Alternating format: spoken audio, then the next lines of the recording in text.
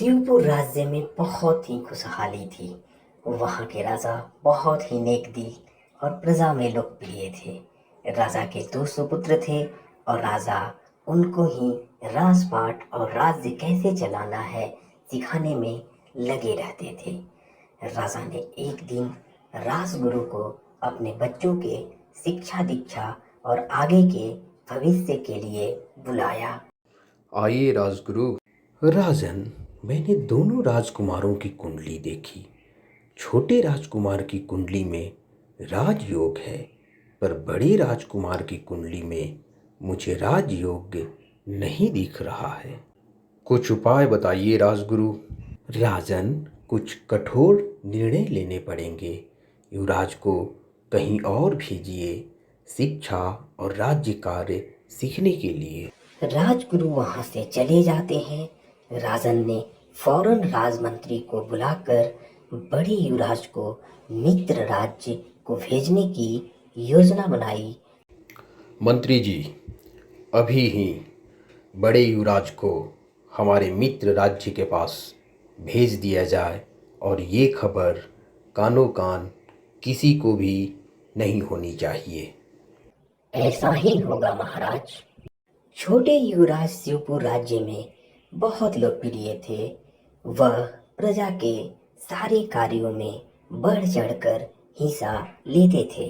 अचानक एक दिन हृदय गति रुक जाने से राजा की मृत्यु हो जाती है और प्रजा में शोक की लहर दौड़ जाती है।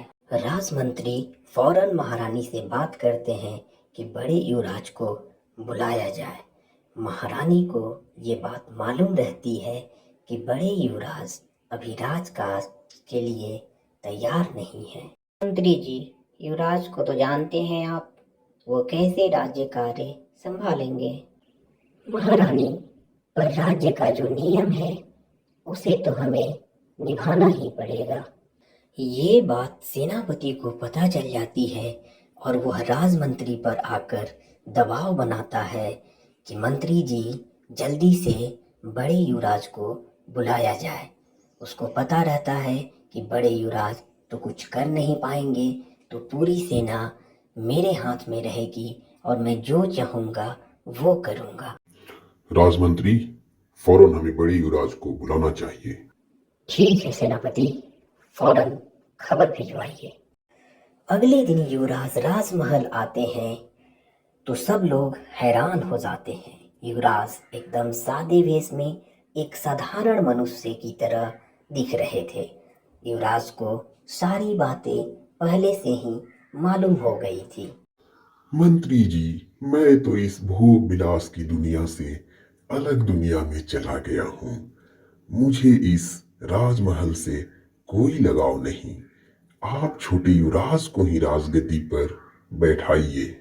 ये सुन के सब लोग हैरान हो जाते हैं और बड़े युवराज छोटे युवराज को गद्दी पर बैठा के अपनी कुटिया की तरफ निकल जाते हैं और सेनापति के सारे मंसूबों पर पानी फिर जाता है।